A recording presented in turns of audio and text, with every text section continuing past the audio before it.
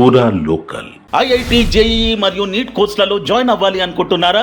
అయితే ట్యూరిటో క్లాసెస్ లో జాయిన్ అవ్వండి. 2022-23 సంవత్సరాలలో అత్యుత్తమమైన ర్యాంకులు సాధించిన ఘనత మా విద్యార్థులదే. మా దగ్గర నైపుణ్యత సాధించిన లెక్చరర్ల చేత బోధన మరియు నిరంతర పర్యవేక్షణ కొరకు యాప్ సౌకర్యం కూడా కలదు. విద్యార్థుల కొరకు ప్రత్యేక హాస్టల్ సదుపాయం కలదు. 11 మరియు 12వ తరగతుల కొరకు అడ్మిషన్స్ జరుగుచున్నవి. మీ దగ్గర ఉన్న బ్రాంచ్లలో ఇప్పుడే అడ్మిషన్ పొందండి. నమస్తే, వెల్కమ్ టు పూరా లోకల్. నేను మీ కృష్ణబాల. ముందుగా ముఖ్యాంశాలు. ముగిసిన గ్రాడ్యుయేట్ ఎమ్మెల్సీ పోలింగ్, వచ్చే నెల 5న ఫలితాలు. కవితకు మళ్లీ చుక్కెదురు, బెయిల్ పిటిషన్ పై విచారణ వాయిదా. జనం నమ్మితే ఎవరేం చేస్తారు, పార్టీల హామీలపై సుప్రీం వ్యాఖ్యలు. మీడియా యజమానులను వదలలేదు, ఫోన్ ట్యాపింగ్ వ్యవహారంలో కీలక విషయాలు. రేవ్ పార్టీ కేసులో విచారణ వేగవంతం, నిందితుల బ్యాంక్ అకౌంట్లు ఫ్రీజ్. తెలంగాణలో పట్టభద్రుల ఎమ్మెల్సీకి సంబంధించిన ఉప ఎన్నిక పోలింగ్ ముగిసింది. ఖమ్మం, నల్గొండ, వరంగల్ పట్టభద్రుల ఎమ్మెల్సీ ఉప ఎన్నికకు ఇవాళ ఎన్నిక జరిగిన సంగతి తెలిసిందే. ఉదయం 8 గంటలకు ప్రారంభమైన ఈ పోలింగ్ సాయంత్రం 4 గంటలకు ముగిసింది. సమయం ముగిసే వరకు క్యూ లైన్లలో ఉన్న వారికి ఓటేసేందుకు అవకాశం కల్పించారు. 3 ఉమ్మడి జిల్లాల్లో 34 అసెంబ్లీ స్థానాల పరిధిలో పోలింగ్ జరిగింది. జూన్ 5వ తేదీన పట్టభద్రుల ఎమ్మెల్సీ ఉప ఎన్నిక కౌంటింగ్ జరగనుంది. ఈ ఎమ్మెల్సీ ఎన్నిక కోసం బరిలో కాంగ్రెస్ నుంచి తీన్మార్ మల్లన్న, బీజేపీ నుంచి ప్రేమేందర్ రెడ్డి, బీఆర్ఎస్ నుంచి రాకేష్ రెడ్డి ఉన్నారు. మొత్తంగా 52 మంది బరిలో నిలిచారు. ఫలితం జూన్ 5న వెల్లడి కానుంది. ఎన్నికల సందర్భంగా రాజకీయ పార్టీలు ఇచ్చే ఇబ్బడి ముబ్బడి హామీలపై సుప్రీం ధర్మాసనం కీలక కామెంట్లు చేసింది. పార్టీలు ఇచ్చే హామీలను అవినీతిగా పరిగణించలేమంది. పార్టీలు, నాయకులు ఎన్నికల కోసం ఇచ్చే వాగ్దానాలు, మేనిఫెస్టోలు అవినీతి కిందకు రావని స్పష్టం చేసింది. పార్టీలు హామీలు ఇవ్వడమే అవినీతి అంటూ కొందరు దాఖలు చేసిన ప్రజా ప్రయోజన వ్యాజ్యాలను పరిశీలించిన కోర్టు ఈ కామెంట్ చేసింది. వాటిపై విచారణకు అంగీకరించలేదు. రాజకీయ పార్టీలు అధికారం చేపట్టేందుకు అలవిగాను హామీలు ఇస్తూ ప్రజలను మభ్యపెడుతున్నారని పిటిషనర్లు పేర్కొన్నారు. అయితే పిల్పై విచారణ తోసిపుచ్చింది ధర్మాసనం. పార్టీల మేనిఫెస్టోలోని హామీలను ప్రజలు నమ్మితే ఎవరేం చేస్తారని సుప్రీంకోర్టు వ్యాఖ్యానించింది. సోషల్ మీడియాలో యాక్టివ్గా ఉంటూ సందేశాత్మక వీడియోలు, మెసేజ్లు షేర్ చేసే పారిశ్రామికవేత్త ఆనంద్ మహీంద్ర తాజాగా ఎక్స్ వేదికగా ఆసక్తికర పోస్ట్ పెట్టారు. ఏషియన్ సీనియర్ ఛాంపియన్షిప్లో గోల్డ్ మెడల్ సాధించిన తొలి జిమ్నాస్ట్ దీపా కర్మాకర్ గురించి ఆయన ప్రస్తావించారు. మార్చిలోనే దీపా కర్మాకర్ తన గాయం గురించి ప్రస్తావించింది. ఎన్ని అడ్డంకుల్ని అధిగమించింది చెప్పుకొచ్చింది. ఆటపై మమకారమే తనను ముందుకు నడిపించిందని పేర్కొంది. ఏషియన్ ఛాంపియన్షిప్లో పసిడి గెలిచిన తొలి భారత జిమ్నాస్ట్గా రికార్డు సృష్టించింది. ఆమె ఇలాగే ముందుకు దూసుకెళ్లాలని కోరుకుంటున్నా అంటూ ఆమెను విష్ చేశారు మహేంద్ర. కొంతకాలం క్రితమే మోకాలి గాయంతో ఆమె కెరీరే ప్రశ్నార్థకరంగా మారింది. అలాంటి పరిస్థితిని తట్టుకుని నిలబడ్డ దీప గోల్డ్ మెడల్ సాధించారు. దీంతో ఆమెను ప్రశంసిస్తూ ఆనంద్ మహీంద్ర ఆమెలో మరింత ఉత్సాహం నింపారు. ఈ పోస్టుపై పెద్ద ఎత్తున స్పందిస్తున్న నెటిజన్లు దీప విజయం ఎందరికో స్ఫూర్తి అంటూ కొనియాడుతున్నారు. ఫోన్ ట్యాపింగ్ కేసులో ఒక్కొక్కటిగా కీలక విషయాలు బయటపడుతున్నాయి. మాజీ డీసీపీ రాధాకిషన్ రావు వాంగ్మూలంలో సంచలన విషయాలు బయటకొచ్చాయి. బీఆర్ఎస్ కు ఇబ్బందిగా మారిన వ్యక్తుల ఫోన్లను నిఘా పెట్టినట్లు రాధాకిషన్ రావు ఒప్పుకున్నట్లు అధికారులు తెలిపారు. ఫోన్ ట్యాపింగ్ కేసు రోజుకో మలుపు తిరుగుతుంది. టీఆర్ఎస్ సర్కారు మీడియాను కూడా వదలలేదని, ఛానళ్ల యజమానులను కూడా టార్గెట్ చేసినట్టు ప్రణీత్ రావు వెల్లడించారు. బిఎల్ సంతోష్ ని అరెస్ట్ చేస్తే లిక్కర్ కేసులో కవితను తప్పించవచ్చునని కేసీఆర్ భావించారని రాధాకిషన్ రావు వాంగ్మూలంలో తెలిపారు. కొందరు బీఆర్ఎస్ ఎమ్మెల్యేలు బీజేపీలోకి వెళ్తున్నట్లు కేసీఆర్ కు సమాచారం రావడంతో కొందరు వ్యక్తులపై నిఘా పెట్టాలని ఐబీ చీఫ్ కు కేసీఆర్ ఆదేశాలు జారీ చేసినట్టు చెప్పారు. డీఎస్పీ ప్రణీత్ రావు ఫోన్ ట్యాపింగ్ చేసి కొన్ని ఆడియోలు కేసీఆర్ కు ఇచ్చారని, ట్యాపింగ్ క్లిప్లు చేతికి అందాక ఫామ్ హౌస్ ట్రాప్ కోసం ఢిల్లీ నుంచి ఖరీదైన స్పై కెమెరాలు, మెటీరియల్ కొనిపించినట్లుగా తన వాంగ్మూలంలో తెలిపారు రాధాకిషన్ రావు. రియల్ హీరోగా వెండితెరను ఏలిన మెగాస్టార్ అనేక సేవా కార్యక్రమాలతో రియల్ హీరోగా కూడా పేరు తెచ్చుకున్నారు. చిరంజీవి చారిటబుల్ ట్రస్ట్ ద్వారా ఎందరి జీవితాలను నిలబెడుతున్న ఆయన తాజాగా తన మంచి మనసు చాటుకున్నారు. సీనియర్ సినిమా జర్నలిస్టు ప్రభు ఇటీవల మెడికల్ టెస్టులు చేయించుకోగా హార్ట్లో 80% బ్లాకులు ఉన్నట్టు తెలిసింది. ఆయన వైద్య పరీక్షలు నిర్వహించిన డాక్టర్లు యాంజియోగ్రామ్ చేసి బైపాస్ చేయాలని సూచించారట. ఈ విషయంలో సెకండ్ ఒపీనియన్ కోసం చిరంజీవిని సంప్రదించగా ఆయన స్టార్ హాస్పిటల్ డాక్టర్స్ కు ఫోన్ చేసి ప్రభుని అడ్మిట్ చేయించారట. బైపాస్ చేయాల్సిన పని లేకుండా కేవలం స్టంట్స్ వేసి ప్రాబ్లం క్లియర్ చేశారట డాక్టర్స్. హాస్పిటల్ బిల్ కూడా ప్రభుని కట్టనివ్వకుండా చిరునే అన్ని సెటిల్ చేశారట. బీఆర్ఎస్ ఎమ్మెల్సీ కవిత బెయిల్ పిటిషన్ పై విచారణ మరోసారి వాయిదా పడింది. ఢిల్లీ లిక్కర్ కేసుకు సంబంధించిన ఈడీ, సిబిఐ కేసులో కవిత వేసిన పిటిషన్లపై మే 27వ తేదీ సోమవారం ఢిల్లీ రౌస్ అవెన్యూ కోర్టు విచారణ చేపట్టింది. కవిత తరపు న్యాయవాది విక్రమ్ చౌదరి కోర్టులో వాదనలు వినిపించారు. దాదాపు 40 నిమిషాల పాటు వాదనలు వినిపించిన న్యాయవాది విక్రమ్ చౌదరి ఎమ్మెల్సీ కవితను నిబంధనలకు విరుద్ధంగా అరెస్టు చేసినట్లు కోర్టుకు తెలిపారు.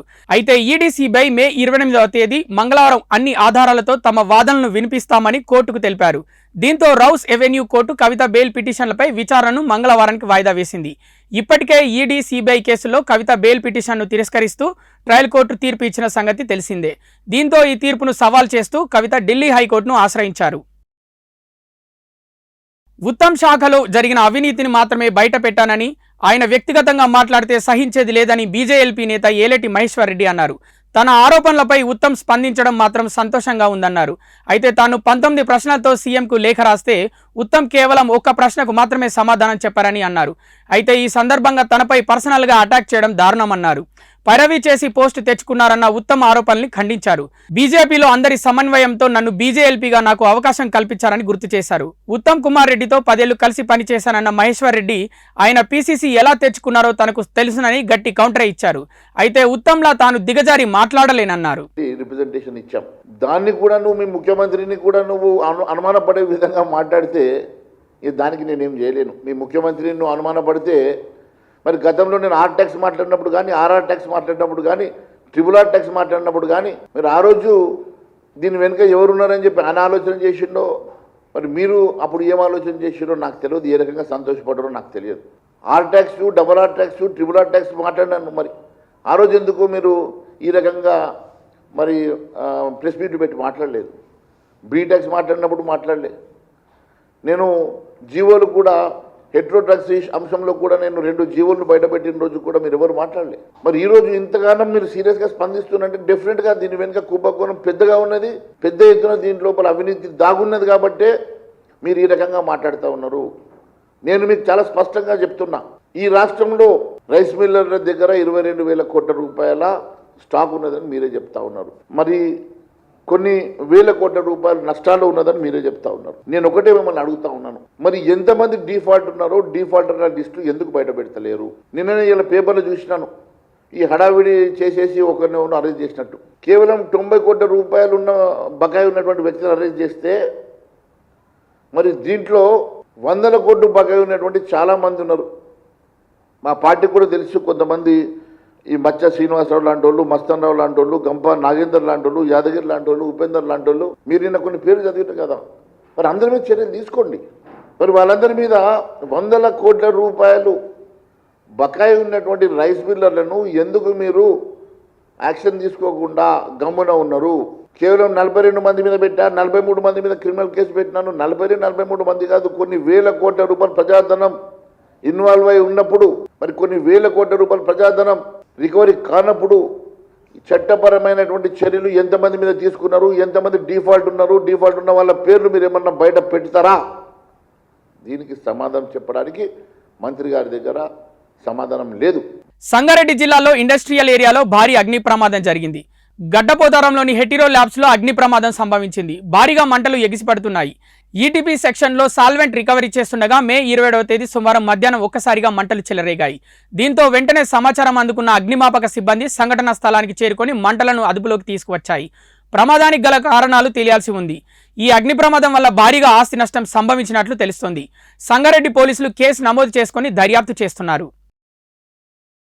అమెరికాలో జరిగిన రోడ్డు ప్రమాదంలో తెలుగు యువతి మృతి చెందింది. యాదగిరిగుట్ట శివారు యాదగిరిపల్లెకు చెందిన గుంటిపల్లి సౌమ్య ఉన్నత చదువుల కోసం అమెరికా వెళ్లింది. ఆమె రోడ్డుపై నడిచి వెళ్తుండగా వెనుక నుంచి వేగంగా వచ్చిన కారు ఢీకొట్టడంతో అక్కడికక్కడే ప్రాణాలు విడిచినట్లు తెలిసింది. ఎంఎస్ చేయడానికి వెళ్లిన సౌమ్య అక్కడే పార్ట్ టైం జాబ్ చేస్తోంది. ఉన్నత స్థితిలో చూడాలనుకున్న తమ బిడ్డ చావు వార్త విని కన్నవాళ్లు కన్నీరు మున్నీరవుతున్నారు. యాదగిరిపల్లెలో విషాద ఛాయలు అలుముకున్నాయి.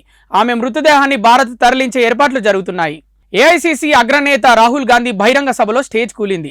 అయితే రాహుల్ సహా ఎవరికి ఎలాంటి గాయాలు కాలేదు. దీంతో అందరూ ఊపిరి పీల్చుకున్నారు.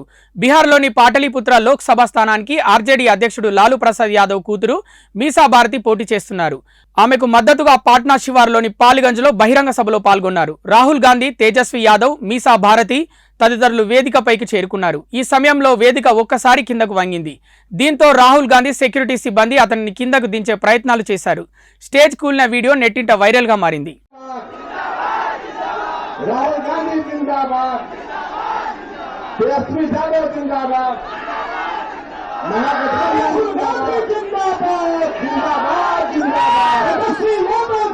బెంగళూరు రేవ్ పార్టీ కేసులో మరొక కీలక పరిణామం చోటు చేసుకుంది.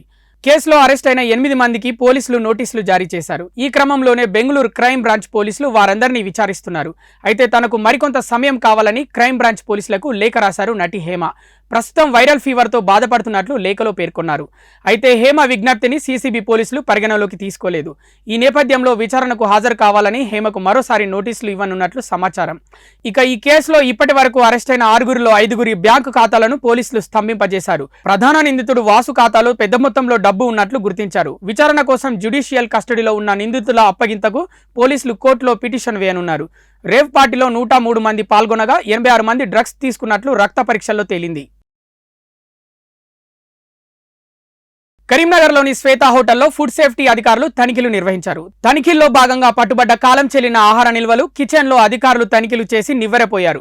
వారం రోజుల క్రితం ఉడకబెట్టిన కోడిగుడ్లు, మసాలా దినుసులు, మిగిలిపోయిన ఆహార పదార్థాలు, స్టోర్ రూమ్లో కాలం చెల్లిన మసాలా దినుసులు, ఐస్ క్రీంలు, కల్తీ వస్తువులు లభ్యమైనట్లు ఫుడ్ సేఫ్టీ అధికారి అమృతశ్రీ తెలిపారు.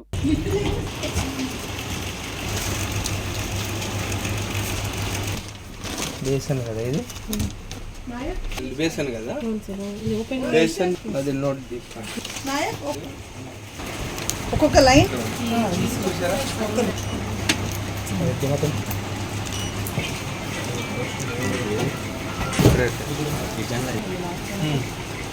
ఎవరు పడేస్తారు? నేను పడేస్తాను. ఎప్పుడు ఇప్పుడు డేట్ చూసి చెప్పండి. మీరు మాత్రం కొంచెం లోపలికి ఉండండి. మీరు ఒకరే ఉండండి.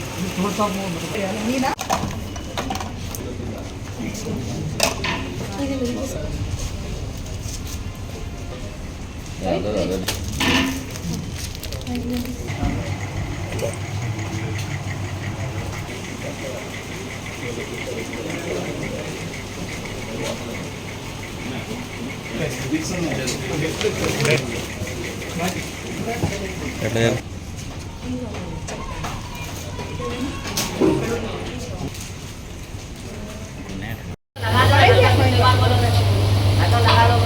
पूरा फेंक दो ना బయటికి పెట్టండి మొత్తం వాళ్ళతో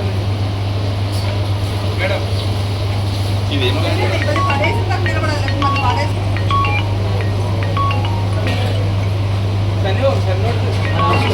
నోట్ చేసుకో. ఘోరం అన్న ఫుడ్ ఒక్కొక్కటి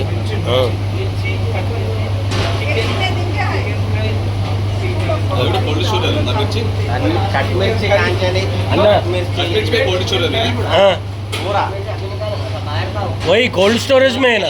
हम लोग होटल गए तो हम लोग डाल रहे ना, वो हम लोग भी डाल रहे ना।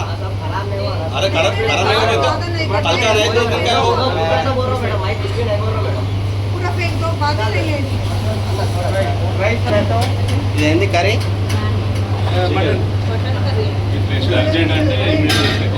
క్రీడలు మానసిక ఉల్లాసంతో పాటు దేహ దారుఢ్యానికి ఎంతగానో ఉపయోగపడతాయని పెద్దపల్లి ఎమ్మెల్యే విజయ రమణారావు అన్నారు.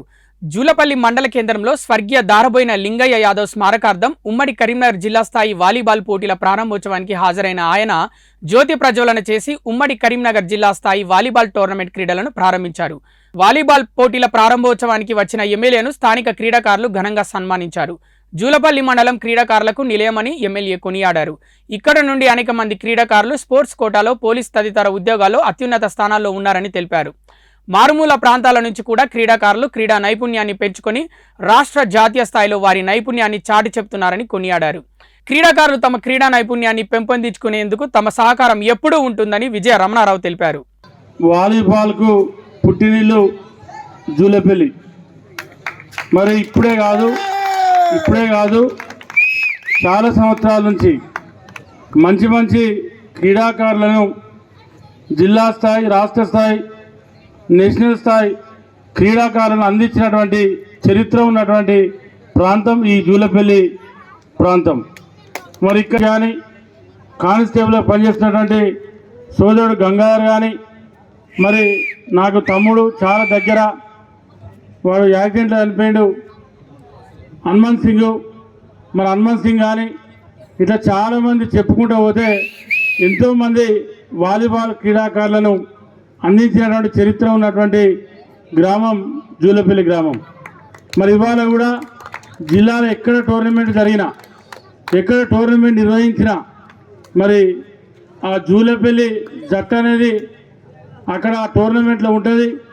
ఫస్టా సెకండా ఏదో ఒక ప్రైజ్ వచ్చే విధంగా మరి ఇక్కడ ఎక్కడికి టోర్నమెంట్ వెళ్ళినా ఇక్కడ క్రీడాకారులు పోటీ పడి నెగ్గడం అనేది మరి చాలా సంతోషకరం.